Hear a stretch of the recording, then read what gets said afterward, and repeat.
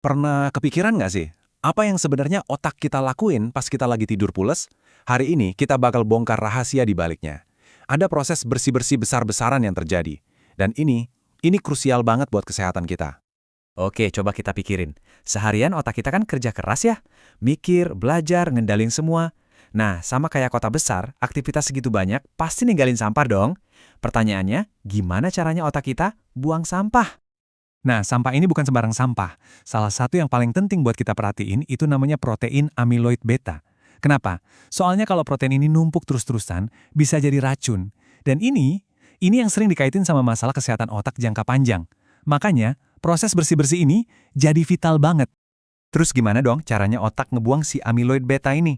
Ternyata, di dalam kepala kita ada sistem pembuangan limbah yang super canggih. Dan yang lebih keren, para ilmuwan tuh baru aja nemuin sistem ini beberapa tahun terakhir. Yuk kita kenalan sama si pasukan pembersih rahasia ini.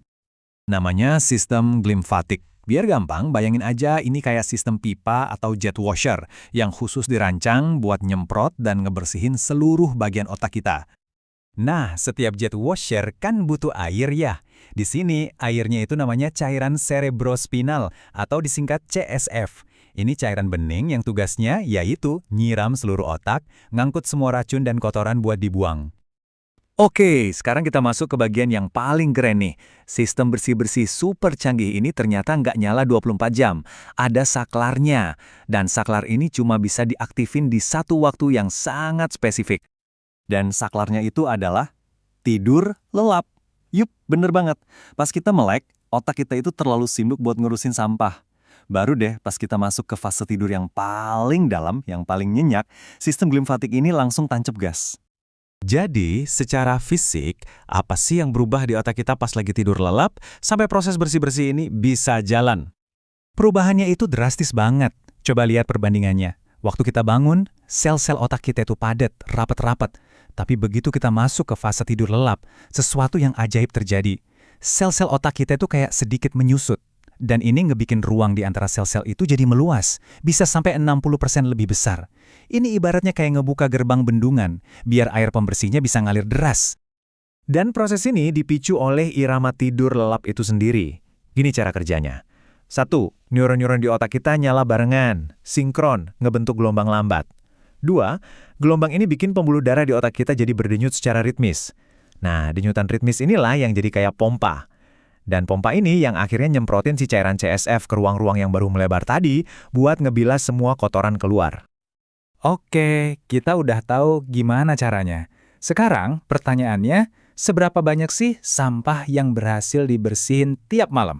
Biar kebayang ya, otak orang dewasa itu punya sekitar 150 ml cairan cerebrospinal. Itu kira-kira ya seukuran kaleng minuman soda yang kecil. Nah, cairan sebanyak itulah yang dipakai buat mandiin otak kita setiap malam. Nah, tabel ini menarik banget karena ngejelasin mana data yang udah pasti kita tahu dan mana yang masih berupa estimasi para ilmuwan.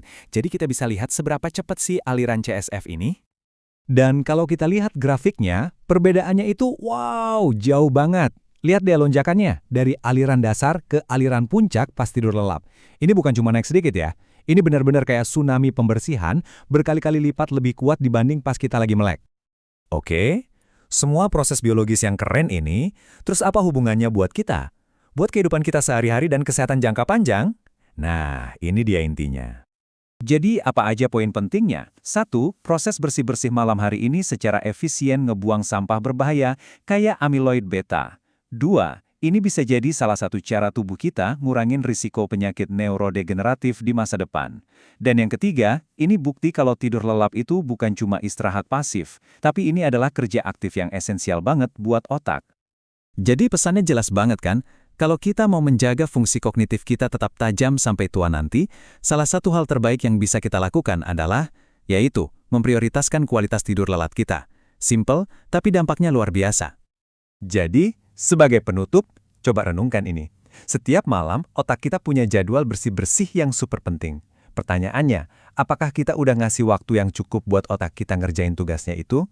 Setelah tahu sains di baliknya, kita jadi punya alasan yang lebih kuat lagi buat bener-bener ngehargain waktu tidur kita kan?